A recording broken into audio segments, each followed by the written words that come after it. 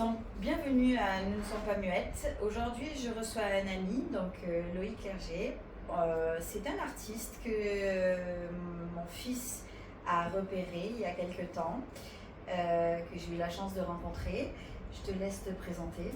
Donc déjà merci pour l'invitation, Stéphanie. Donc je m'appelle Loïc Clerget, j'ai 28 ans et je suis artiste peintre. Voilà, aussi musicien. Mais j'ai plusieurs casquettes, donc si je continue À te présenter, voilà, ouais. Je va pense être long. voilà, on va en discuter au fur et à mesure. Donc effectivement, moi quand je t'ai rencontré, c'était à ton vernissage. Yes. Donc je trouve que tu es très actif, tu produis pas mal de toiles, donc tu es artiste peintre. C'est ça.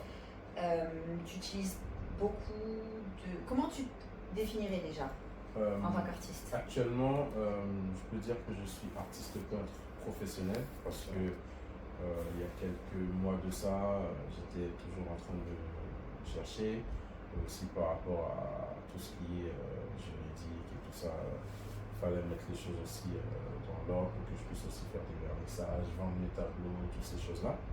Donc si je devrais me définir professionnellement, je dirais que je suis un artiste peintre. Ok. Comment tu trouves aujourd'hui, déjà, comment est venue cette passion de la peinture? Franchement, faut savoir que ça fait seulement 1 an que je fais ça. Comment c'est venu, même moi, parfois j'ai du mal à l'expliquer parce que ce n'est pas quelque chose que j'ai cherché. Comme on peut entendre parfois, il y a des clichés où on dit c'est tombé sur moi. Je peux limite prendre cet exemple-là parce que il y a maintenant, comme j'ai dit, il y a 1 an de ça, j'ai toujours voulu avoir une œuvre lorsque j'allais avoir ma première maison dans mon bureau. Et j'ai toujours demandé à ma belle-sœur de me préparer un tableau parce qu'elle aime tout ce qui est décoration intérieure. Et à partir de là,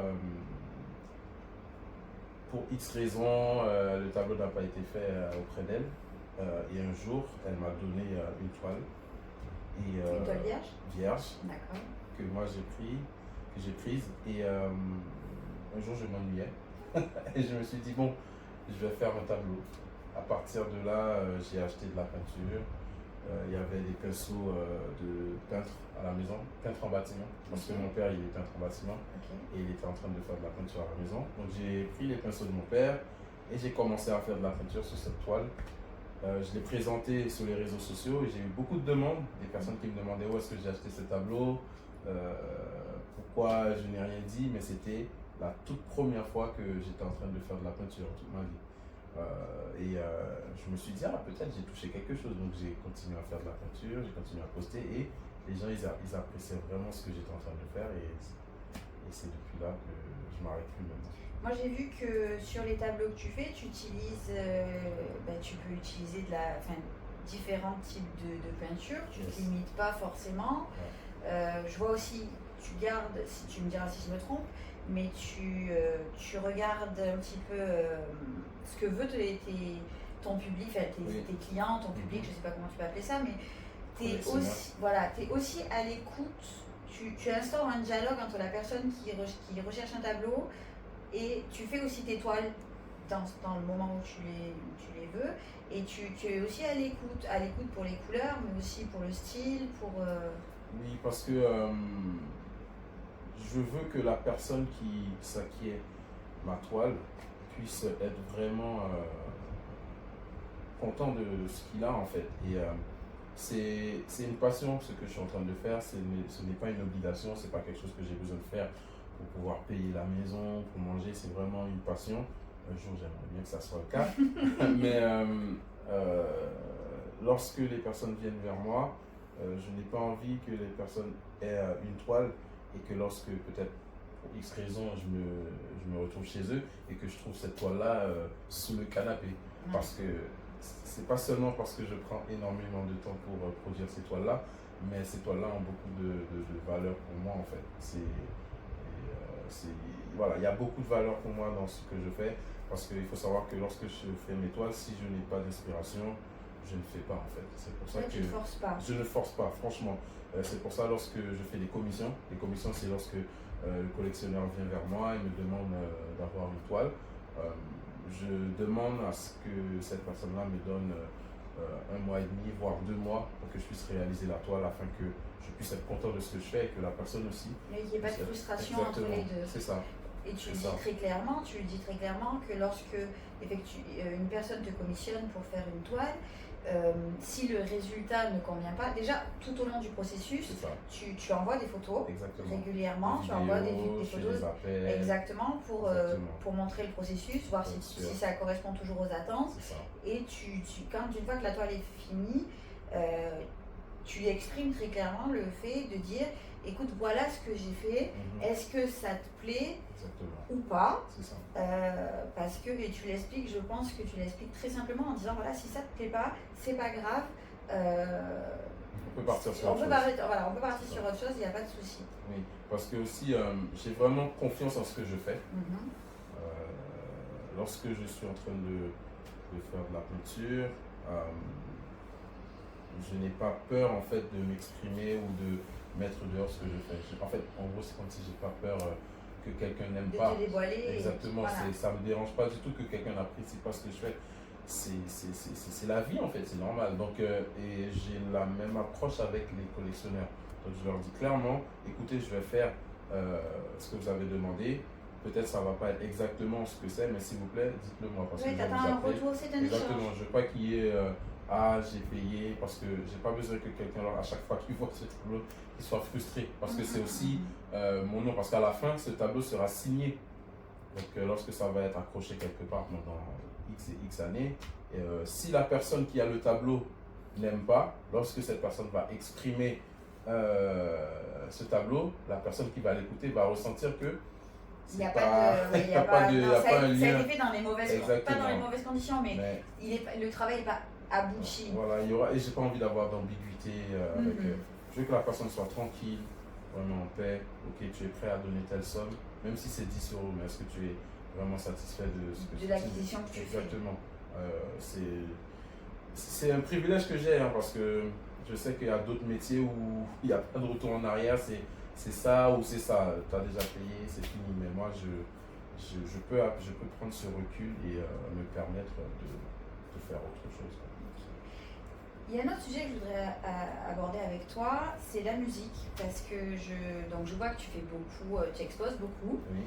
Et que souvent, même dans tes tableaux, on le ressent, la musique est importante aussi pour toi. Ouais. Donc il y a vraiment un lien entre la peinture et la musique. Même quand tu exposes, que ce soit dans tes toiles ou dans les lieux où tu exposes, il y a toujours souvent un rapport. Oui, la musique pour moi a été assez souvent l'appui que j'avais lorsque j'étais au plus bas. Parce que vous savez, en tant qu'être humain, on passe par des phases. Ouais. Et moi, il y a des moments où j'étais vraiment bas.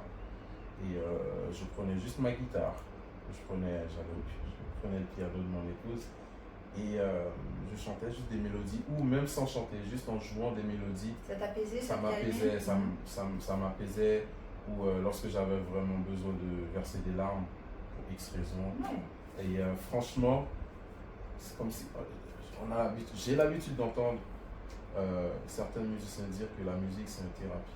C'est la vérité. La musique est tellement, ça peut nous amener dans des profondeurs qu'on n'a jamais imaginé en fait. Donc lorsqu'on met la musique vraiment dans une place vraiment importante dans notre vie, ça peut faire de belles choses. Et c'est mon témoignage. Lorsque j'ai besoin de calme, j'ai besoin d'être tranquille, il n'y a pas uniquement la musique, mais la musique a une très très grande partie. Et donc du coup tu le retranscris dans tes toiles? Oui, parce que tu as une série, excuse-moi, tu as une série où il y a des... C'est ça. Et cette série, elle continue parce que je vois elle a du succès. Donc je ne vais pas arrêter ce qui fonctionne. Mais aussi, ça tombe bien parce que je peux parler de quelque chose qui me concerne. Donc c'est pas quelque chose qu'on me dit, je suis moi-même musicien.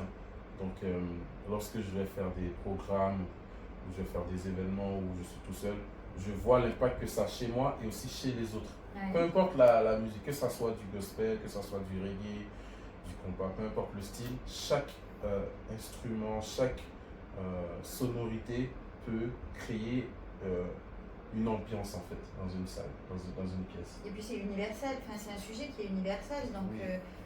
Les gens connaissent parce que tu fais beaucoup d'abstraits. Oui.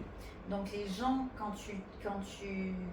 il y a une note de musique ou une portée ou peu importe ce qu'il y a sur la toile, on reconnaît, donc on imagine et on donne une histoire au tableau plus facilement. J'ai l'habitude de dire aux personnes lorsque je fais des vernissages, qui me posent des questions par rapport à tes toiles, où il y a la clé, il y a une clé de musique, qu'est-ce que tu veux dire par là? J'ai l'habitude de dire que en fait, je fais de l'abstrait, mais beaucoup plus du semi-abstrait. Ça veut dire que l'abstrait, on peut le prendre dans le sens qu'on veut, mais pourquoi j'ai mis le semi avant? C'est parce que en regardant cette série de tableaux que tu parles, on peut clairement voir que c'est une clé, en fait, c'est une note de musique. Donc il y a de l'abstrait là-dedans, mais en regardant vraiment en profondeur, parfois même de loin, on peut voir que clairement, en fait, il est en train de parler de la musique. Exactement. Et du coup, c'est plus facile. Enfin, ça rencontre un public plus large parce qu'il va se reconnaître dans cet univers-là. C'est vrai, c'est vrai. Et la musique, encore une fois, comme tu l'as dit, c'est universel en fait. Peu importe là où je peux aller, avec un tableau, je sais que ça peut parler à peu importe la personne, peu importe son origine. Voilà. Il y a autre chose aussi que j'ai noté, c'est que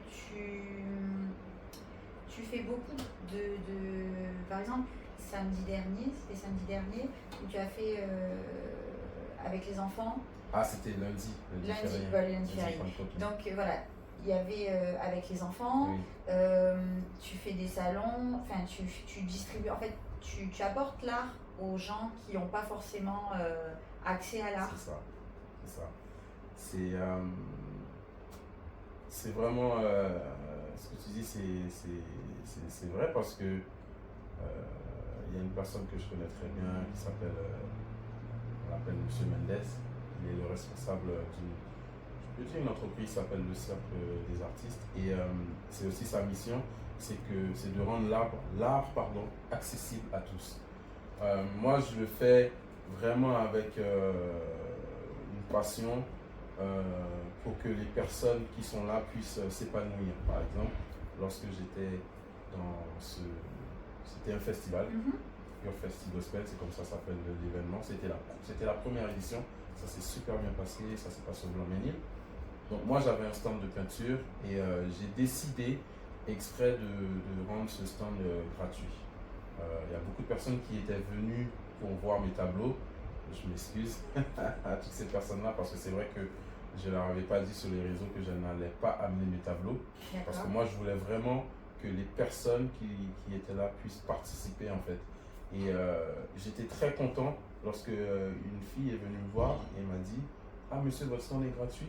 Il dit « Waouh, franchement, merci beaucoup. » Parce que bon, j'ai rien contre les autres stands. Non, c'était pas un comparatif. Voilà, c'est ça. Et dans le sens où elle était très épanouie, peut-être parce que sa mère peut-être n'a pas les moyens, parce que vous savez, il y a des gens, comme tu sais, il y a des gens, peut-être c'est 5 €, il faut qu'ils prennent pour acheter du lait. Enfin, de toute façon, pour peindre, il faut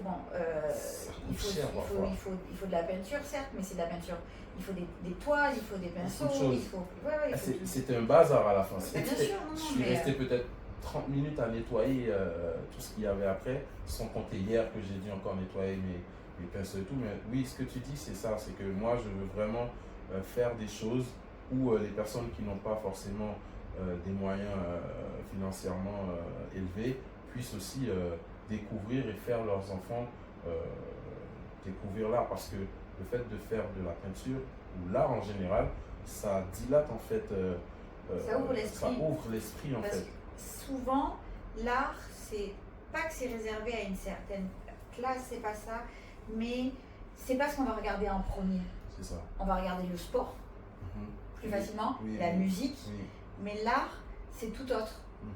L'art, on va pas forcément regarder, que ce soit dans les musées, dans les peintures, on va pas penser à acheter un tableau. C'est pas ce qu'on va penser.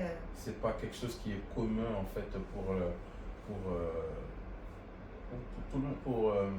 pour la classe moyenne, si je peux dire comme ça, ou les gens oui, pour tout le monde, le plus grand nombre. Voilà, c'est pas la première chose que si j'ai envie d'acheter un cadeau pour quelqu'un, tu vas pas penser à un tableau. Exactement.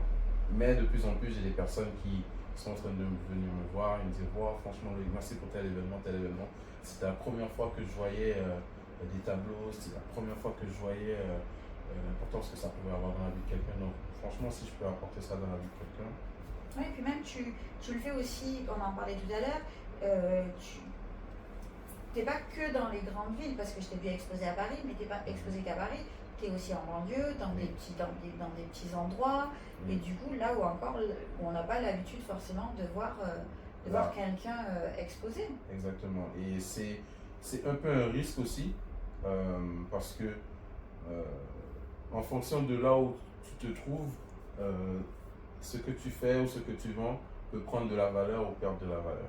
Donc par exemple, c'est l'une des raisons pourquoi je n'ai pas amené des tableaux dans le festival, parce que je me suis dit, les personnes qui viennent dans un festival pour manger des barbas papa, des popcorn, des bonbons, des choses comme ça, pas pour acheter un tableau à 350 €. Ça ne veut pas dire que ça ne peut pas se passer. Oui, mais c'est pas le lieu. En fait, il y a un temps pour tout. Merci. Il y a un temps pour acheter. Merci. Il y a un temps. Et puis, tes tableaux, ils se construisent. C'est ça. Tu as certes des toiles que tu as faites dans ton état d'esprit, qui peuvent trouver preneur, mais la plupart du temps, tu vas aussi les construire avec la personne qui commissionne. J'ai pas envie que quelqu'un qui joue au foot à côté frappe. C'est ça. C'était vraiment faire découvrir la peinture. Comment c'est perçu de venir, toi, de demander pour exposer tes toiles? Comment c'est perçu par qui? Par les gens qui acceptent de là où tu fais des vernissages, tout ça. Là où je fais les vernissages, de plus en plus, c'est maintenant les personnes qui viennent vers moi. L'année dernière, c'était moi qui allais pour faire, mais maintenant, c'est plus les personnes qui viennent me demander. Franchement, les personnes, ils aiment bien parce qu'ils voient que j'accepte à exposer mes toiles dans des endroits où peut-être ils n'allaient pas penser que ça allait être possible. Par exemple, la dame qui a pris mes toiles pour les exposer dans un anniversaire, mais c'était pas n'importe quel anniversaire, c'était un anniversaire où c'était loin, dans un village, c'était comme si c'était un mariage en fait. D'accord. Voilà. C'était pas un anniversaire où... C'était une décoration d'une salle. Exactement. Ça faisait partie du lieu. Ils sont habillés en mode vraiment classe, donc c'était... Parce que aussi je décide aussi où est-ce que... Tout à fait. Voilà. Ça ne veut pas dire que si on me demande d'exposer dans un terrain de foot, que je ne vais pas le faire, mais ça va dépendre de quel type de table. En fait, tu choisis faut que la chose ait du sens en fait. Projet. Exactement. Il faut que ça ait du sens. Parce que je ne suis pas bloqué. Je ne suis pas en mode non, moi c'est uniquement de mariage, moi c'est uniquement. Je fais avec ce que j'ai en fait. C'est vrai que j'ai même refusé déjà des expositions. Ça me fait rire de dire ça un an après avoir découvert ce talent. Mais voilà, donc c'est vraiment, lorsque les personnes y viennent pour me demander par rapport à mes toiles, ils sont vraiment, je ne peux pas dire surpris, mais vraiment très contents de voir que j'accepte pour X ou X raison. Si tu devais te projeter dans les 5 prochaines années, qu'est-ce que tu aimerais faire? Je me vois vraiment exposer des toiles en dehors de la France. Ouais. En Europe. Tu en exposes déjà en dehors de la France? Oui, j'avais exposé à Saint-Martin. Ouais. J'ai eu une demande dernièrement pour exposer à Monaco. Okay. J'ai refusé parce que y a beaucoup de logistique et comme je t'ai expliqué, voilà, à côté j'ai mes études, j'ai le travail, j'ai toutes ces choses-là. Chaque chose en son temps en fait. Donc je ne veux pas non plus mettre ma tête partout. Mais j'aimerais faire ça. Et aussi dans mon art, ce que je suis en train de faire, c'est comme tu avais vu mon premier art show. Et c'est que je puisse faire ça au moins une fois par année ou lorsque j'expose mes tableaux, que je puisse aussi faire des spectacles en fait. Parce que j'ai fait du stand-up par exemple le 29, j'avais mon stand de peinture où les enfants et les adultes faisaient de la peinture. À un moment donné, je les ai laissés pour monter sur scène pour faire mon spectacle. Voilà. Ça s'est bien passé? C'était bien, c'était une première. C'était compliqué dans le sens où, parce que faire du stand-up, il y a des moments, il faut que les personnes soient à l'écoute en fait. Et il y avait des personnes qui dansaient, d'autres étaient en train de manger, d'autres étaient en train de chanter et tout. Donc de captiver, c'est vrai que j'ai pas réussi à captiver tout le monde, mais je m'attendais à ça. Mais il y a eu quand même un bon retour lorsque je suis descendu sur scène. Les personnes qui sont venues me voir, ah je te connaissais pas dans ce concept-là, parce que c'est nouveau, c'était ma deuxième fois en seulement. Donc voilà. Donc tu t'épanouis en fait dans toute forme d'art? Franchement oui, j'ai pas peur que, comme je t'ai dit tout à l'heure, j'ai pas peur que quelqu'un n'apprécie pas ou quelqu'un voilà, c'est pas mon style. C'est pas grave en fait, c'est pas la fin du monde. Et c'est dommage que, avec beaucoup de personnes que je parle, il y a beaucoup de choses qu'ils ne font pas parce qu'ils ont peur des regards des autres. Il y a des artistes que je connais qui sont beaucoup plus forts que moi techniquement, mais ils ne mettent pas leur travail dehors parce qu'ils ont peur, je sais pas de quoi, mais. Du regard des autres. Voilà, mais on a une seule vie en fait, vie. Si on continue à vivre pour les autres, on n'avance plus en fait. Donc, moi je suis content, je sais pas où j'ai pris cette mentalité, mais je suis content que lorsque je décide de faire quelque chose, ça ne veut pas dire que je ne vais pas écouter les conseils. Mais non, les critiques, je vais prendre les critiques auprès des personnes qui vont m'aider à avancer. Les critiques constructives. Exactement. Donc, voilà, je remercie Dieu d'avoir cette mentalité-là parce que depuis maintenant, ça fait 1 an et j'ai fait vraiment beaucoup de progrès dans ce que je fais. Voilà.